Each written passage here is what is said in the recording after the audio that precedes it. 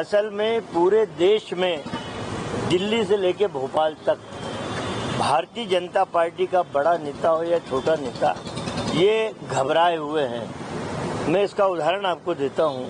पिछले 6 दिनों से आरएसएस प्रमुख मोहन भागवत दिल्ली में डेरा डाले बैठे हैं। उनको आभास हो गया आरएसएस को कि अगले चुनाव में उत्तर प्रदेश, बिहार, कई राज्यों का सफाया, बीजेपी का सफाया हो रहा है और मध्य प्रदेश के हालात बहुत ही बुरे हैं। तो ये घबराए हुए बीजेपी के लोग आत्ममंथन में लगे।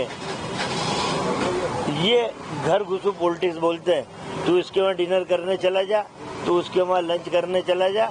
होना जाना अब कुछ नहीं। जनता ने मन बना लिया है। कोरोना का ये भीषण संक्रमण काल मध्य प्रदेश और दिल्ली, पूरे देश की जनता ने देखा कि बीजेपी फेल्यूर रही है। केंद्र की सरकार हो या मध्य प्रदेश की, ये सरकारें फेल्यूर रही। लाखों लोग अपनी जान से हाथ धो के बैठे हैं। कोई रेमडेसिविर की व्यवस्था नहीं, कोई ऑक्सीजन की, कोई आईसीयू बेड की व्यवस्था नहीं थी। ब्लैक फंगस की भी ये हालत। तो आदमी मन बना के बैठा है। ये एहसास आरएसएस को हो गया थी। उसकी भगदड़ की कवायद है। जतिन प्रसाद जी ने कांग्रेस छोड़ बीजेपी का हाथ थामा है। असल में जतिन प्रसाद 3 चुनाव लगातार उत्तर प्रदेश में हार चुके हैं। तो निराशा और हताशा के वातावरण में डूबते को तिनके का सहारा, वो तिनका ढूंढ लिया उत्तर प्रदेश में, जिसकी नाव डूबने वाली है भाजपा की।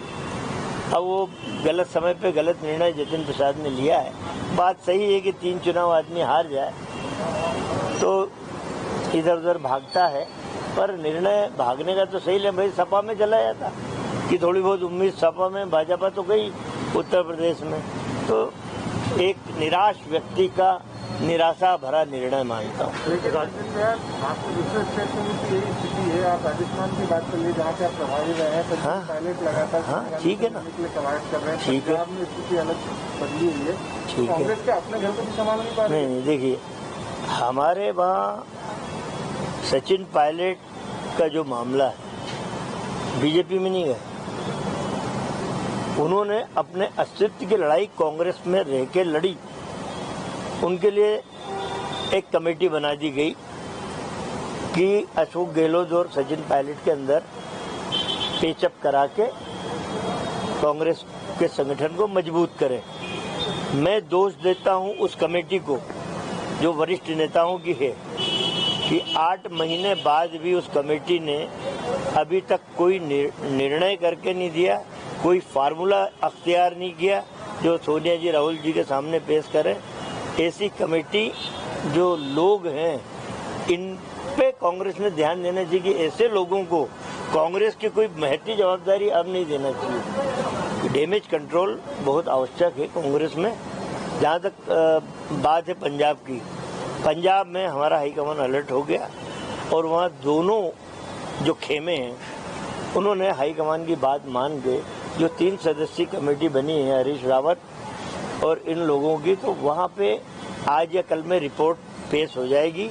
एक नया फार्मूला बन गया है, उस फार्मूले से दोनों जो हमारे ग्रुप हैं दोनों सहमत नजर आ रहे हैं और आज कल में निर्णय हो जाएगा। तो भाजपा में नहीं भागेगा, ये मेरा कहना। कमेटी के जो प्रभारी थे अजय माकन थे राजस्थान में, क्या उनकी भूमिका को लेकर आप? नहीं, देखिए अब मैंने कितने सरल शब्दों में बयान किया कि इस तरह के लोगों को कोई जवाबदारी नहीं दी जाना चाहिए भविष्य में कांग्रेस की तरफ से। इतने समय में भी आप पेचअप नहीं करा पाए, आप निर्णय नहीं करा पाए, तो आपके क्षमता पे प्रश्न चिन्ह लग रहा है। तो आप बड़ा काम क्यों दिया गया? सीधा प्रश्न जवाब। कैलाश जी का कहना है कि जो मेल मिलाप हो रहा है ये सिर्फ संबंध को मधुर बनाने के लिए ही किया जा रहा है, ऐसी कोई बात नहीं है। तो साथ ही उन्होंने कहा है कि मैं इन सब चीज़ों में नहीं हूँ, मैं किसी और कार्य में लगा हूँ। भैया मधुर संबंध बनाना है तो पतंजलि का हनी खा लो भैया थोड़ा सा। वो बाबा रामदेव ने नकली क्या बोलते हैं हनी को, शहद, वो खा लो भैया। तुम संबंधों में खटास क्यों आ गई भाई? जो मधुरता बढ़ाने निकले हो। और कैलाश बाबू कह रहे हैं कि मैं तो दूसरे काम के लिए निकला हूँ। बंगाल में तो हार गए कैलाश बाबू, मात्र 7 बीजेपी की सीट आई है वो। तुम 77 बोल के आत्म संतोष कर लो, पर ओरिजिनल 7 लोग ही विधायक बने तुम्हारे बीजेपी के, बाकी कम्युनिस्ट पार्टी, तृणमूल पार्टी और कांग्रेस के गए हुए लोग हैं बाकी 70, वो सब भागम भाग में लगे वापस अपने अपने दलों में आने में। समर्थकों को बड़ी संख्या में लिया गया है भाजपा की प्रदेश कार्यकारिणी में, तो आपको लगता है कि जो बीजेपी के विषय नेता है उनको बिल्कुल दरकिनार कर दिया गया या अंतरकल है बीजेपी में? देखिए, बहुत ज्यादा संख्या में तो नहीं लिया गया है, कार्यकारिणी में 1-2 को ले लिया है, वो हारे हुए 2-1 को अलग ले लिया है। असल में देखिए, ये सिंधिया के मन को खुश करने का एक प्लान है बीजेपी का, उनको कैबिनेट मिनिस्टर बनाना नहीं है। तो अभी थोड़ी छटपटाहट ज्यादा हो गई थी ज्योतिरादित्य सिंधिया की, उस छटपटाहट को कम करने के लिए 2-4 लालीपाप सिंधिया जी के लोगों को अभी दे दिए, कैबिनेट मिनिस्टर बनाना नहीं है। तो ये सब एक राजनीतिक चालें होती है।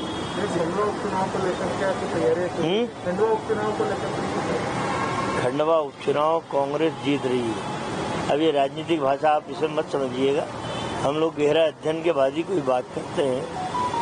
आज की तारीख में 4 उपचुनाव है, विधानसभा और लोकसभा मिला के, चारों कांग्रेस जीतेगी। मैंने अपने आपके पहले प्रश्न के जवाब में कहा था कि चाहे मध्य प्रदेश हो या भारत की जनता मन बना चुकी है कि भारतीय जनता पार्टी की सरकारों को जहां मौका मिले नकार दो, क्योंकि लाखों लोगों को मरते हुए देखा गया है कोरोना के संक्रमण काल में, सरकारों ने कोई व्यवस्था नहीं की।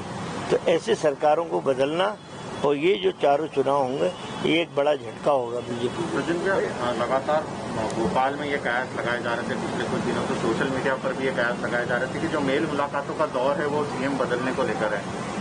नहीं, मैंने 35 लोग थे, ये मैं भी 4-5 दिन से भोपाल ही था, कल ही आया हूँ। 35 वरिष्ठ भाजपा के एमएलए, कोई 5 बार का, कोई 4 बार का, 6 बार 7 बार का, उनमें छटपटाहट थी कि ये उनका अंतिम कार्यकाल है, भाजपा उन्हें टिकट देगी नहीं, शिवराज ने उन्हें मंत्री बनाया नहीं।